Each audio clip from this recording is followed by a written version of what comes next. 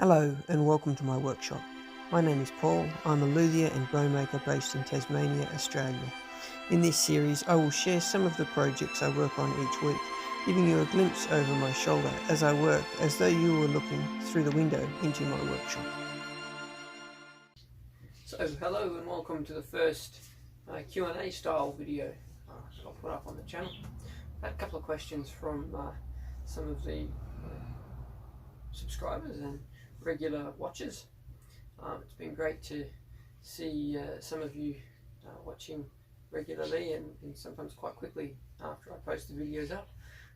It's really spurred me on to continue recording the work that I do here and going into some detail about it. So thank you very much.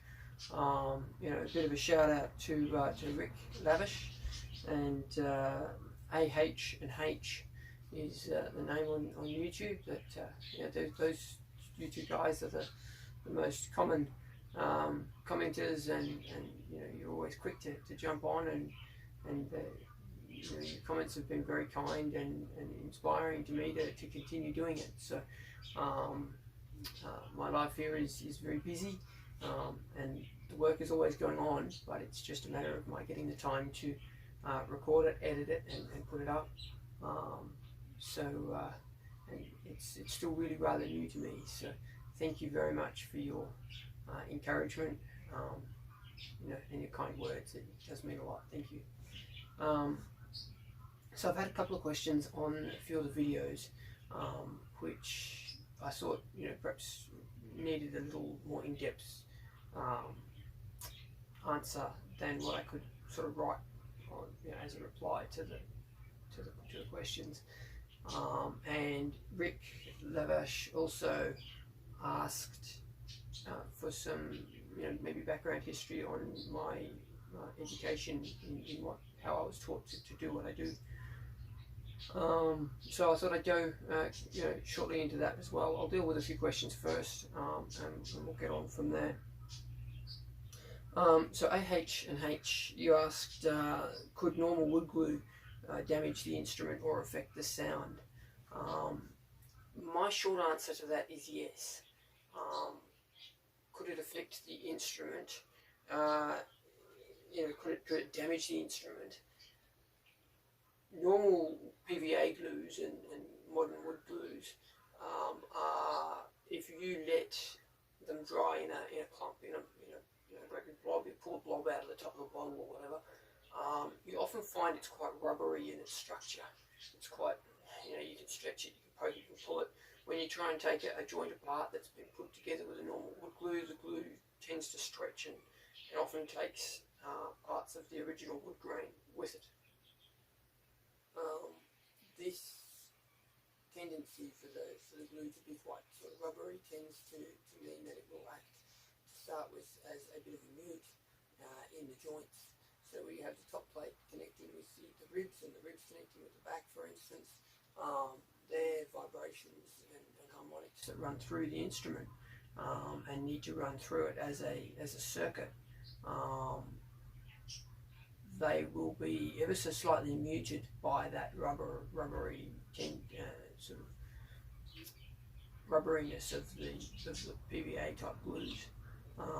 The old hide glue, for instance, it's quite brittle in its dried state. It's hard and quite brittle, and this means that a harder substance obviously transfers the sound better. Hence, harder bridges, old wooden bridges as a harder timber works better than modern sort of wide grain soft bridges. Diverting. So from that point of view, does it affect the sound? In my opinion, yes, it does. I think it also affects the sound from the point of view that all parts of the instrument at some point have been alive. The tree has been alive, it's grown.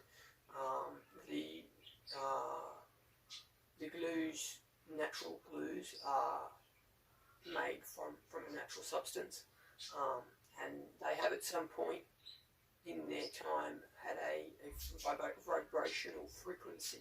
Every living thing has a frequency that it operates at. Every living cell has a frequency, it vibrates. And that aspect, in my personal opinion,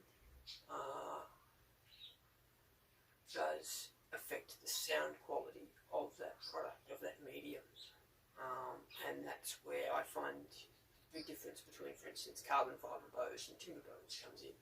But that's a story for another day. Also, carbon fibre instruments and timber instruments are going to have a different sound characteristic, partly because of that, in my opinion. So I think that element of it, though small with the glue is a very small element of it, but all these small things can add up to make a big difference in an instrument. And that's one of the things that applies to the difference between modern wood glues and the old hide glues. The other thing around damaging the instrument, and I think I've been a little roundabout, my apologies for this, but the way that the glue breaks, hide glue has been designed and developed in a lot of ways to not only hold the instrument or hold the joint for an extended period of time, for a long time. Those joints will hold for hundreds of years but if you put shock through them or undue pressure against the joint, you can crack the glue, and the glue will crack before the timber will crack. Most times, you do see some of the spruce, the soft top on the violins, the timber is a soft wood, and sometimes it holds some of the grains of spruce behind. But if you see that in the hide glue, you can imagine how bad it is when you use a rubbery substance like a PVA glue that really clings to the wood, and in many ways is actually stronger than the wood grain itself. So these instruments were designed to be able to be repaired and to be able to be taken apart for repair, with a view to them lasting hundreds of years. They weren't just made, they were designed to last a person's lifetime, they were designed to last generations. And that is an ideology that was much more prevalent in the time that perhaps instruments were made, also in building. Things were built to last longer. And it's something that's really important to remember when you're repairing an instrument or working on an old instrument or bow, is that we're only the caretakers of these for generations to come. And therefore it's important that they are, repaired and made with that preservation element in mind. I think that's enough on that. I will continue to wax lyrical all day on the subject.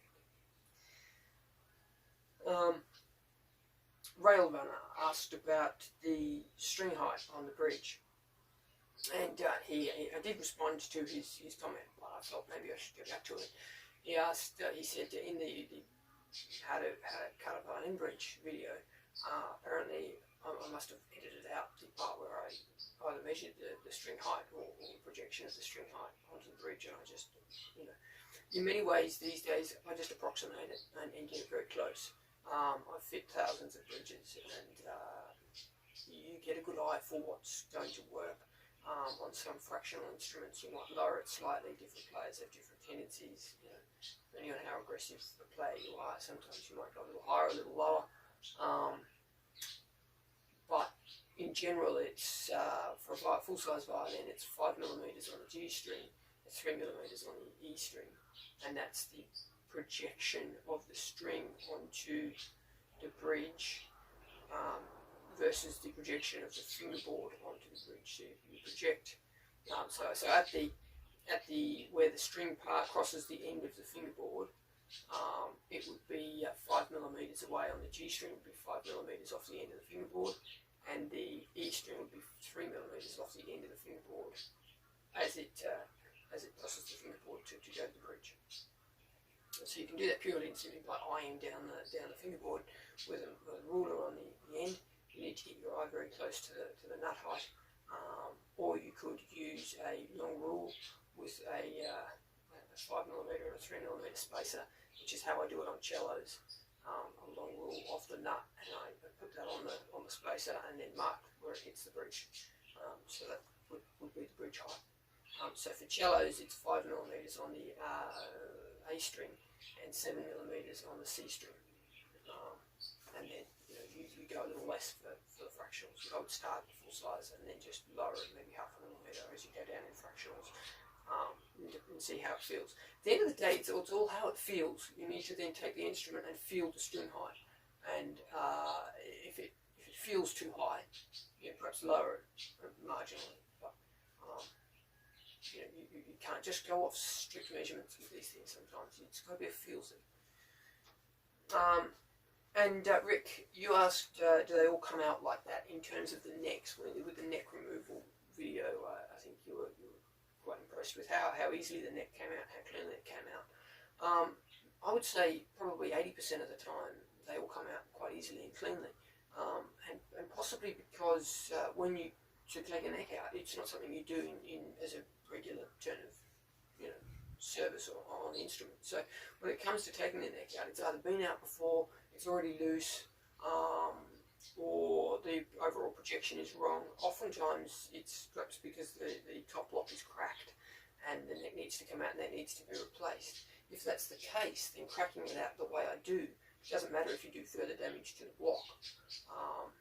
And I suppose that's the other thing about it with doing it that way, is that if you are going to damage anything, you're going to damage the block. And that's an internal replaceable part. You're not going to damage the back, the ribs, or the top of the instrument. You're not going to break the neck itself. So you're attacking it from the point of view of what is the most replaceable part in that structure is the neck block. And oftentimes if the neck has to come out, it's to reset the angle, in which case often the neck needs to, the block needs to go, because that needs to be changed. So they're all the part, addition to the considerations within that whole process and the method that I've been taught to do it. That is kind of the questions. Now I may cut the video there and do a second video. I'm not sure how long I've spent talking about those, answering those questions. I hope it's not too long-winded for you all. But to get on to my how I was taught how to do what I do as a luthier, as a bow maker. I haven't had actually any formal training in a university. There are universities in the US. There's courses at Oberlin. There's the Newark School of Violin Making. There's the Welsh School of Violin Making. There's schools, I believe, in Mittenwald or certainly in Germany. There's luthier courses within universities. I haven't had the opportunity to attend one of those. However, I'll sort of give you a quick rundown on my history in terms of that. I was first introduced to the idea of being a violin maker and luthier by my violin teacher when I was about 15. I was very keen on all sorts of woodworking things and made all sorts of different wooden models and wood turning and all sorts of things I was interested in, and would share those with my violin teacher, John Hughes. And I'm very grateful to him encouraging me in that, and opening my eyes to the possibility of luthiery being a potential career path, and something that I would enjoy. So he introduced me to that, and then he also put me on to a local dealer and repairer, Brenton Fifield, who ran a shop in Melbourne called the Violin. I was able to, fortunately enough, I walked into his shop and met Brenton, and he very generously offered, without really knowing me, offered to teach me what he could about instrument repair. And went into his back room, found an old instrument, and showed me, he taught me how to repair it. I still play that instrument to this day, and it's something that I would never get rid of. But that was extremely generous of Brenton to take me on in that way, and I'll be forever grateful to him for doing so. Brenton himself is not a trained luthier either. He was more of a dealer and repairer, did many smaller repairs, setups and things like that.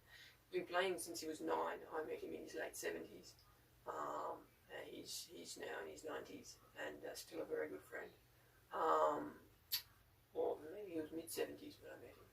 But there it may be. I think it was about 2003, 2004 when I met Brenton. But been playing since he was 9, so a long time and teaching and had a lot of experience, with different instruments. He'd known Bill Dolphin, famous Australian maker, quite well, and other makers and players throughout Australia. So he had a lot of experience within the industry and hands-on experience with the necessity to repair instruments in the lack of there being a solid repair maker in Australia. So very aware of his limitations as a repairer, and very honest with where that left him. But he took me under his wing, taught me, gave me a full-time position at the shop, and I worked for him for a good 10 years in the shop. I also, in that time, learned from other makers. Ian Watchorn, famous Australian early music maker, early instrument maker, and very keen on early music, guitars, lutes. Very knowledgeable. He studied in Germany, to the best of my knowledge. Again, Ian was very generous with his information and happy to talk about these things, and we're still in contact today. And also through that process, I guess I became, came in contact with other makers that would share techniques and things along the way.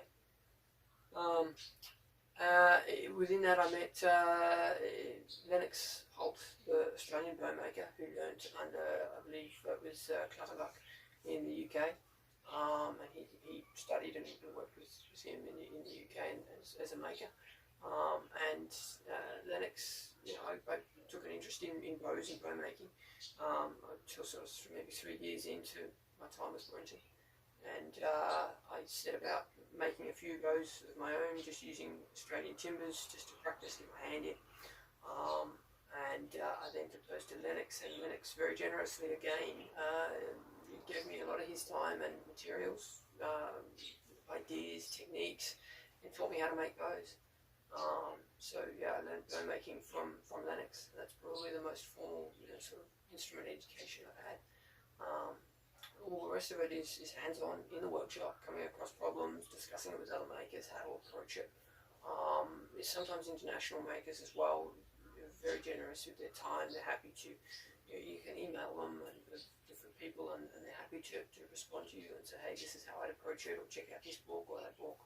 I studied the Art of Violin Making, which is a book, I can't remember who wrote it, but it's an extensive book on instrument making. It was written by one of the teachers at Newark, or possibly a group of the teachers at Newark, and I studied that book extensively. I mean, I had a photocopied version because I was ruining the original version, so I had the whole book photocopied so that I could dog-ear that and ruin that. And that's still a go-to reference for me today. Apart from that, I love studying as much information on it as I can, and that's why I suppose I also preface a lot of what I do with if anyone has better ways of approaching things than the way I do, then feel free to say so. I'm always happy to learn. I think it's, from what I've learned, and what Lennox again really impressed upon me, his approach to bow repairing and making was preservation over restoration, and an approach. You need to be really mindful of where these instruments are from, the way that they were made, why they were made that way, and you're looking to preserve the instrument for generations to come, you're looking to preserve the bow for generations to come, and keep the original techniques that were used in their production, keep them alive, keep them going, and they're often done for good reason. The glue is a standout, obvious one, where they may have been able to develop different glues, and there may have been different adhesion products available to them even at the time, but they stuck with one that made sense to them from a making point of view, but also a repair point of view, and it's why it's so good to use to this day on stringed instruments. I hope that's not too long, interesting maybe, a little informative. If you have any other questions, feel free to shoot them through. I'll try and put through another video. Again, thanks for your support and for following me on the channel. I'll endeavour to keep putting many more videos out.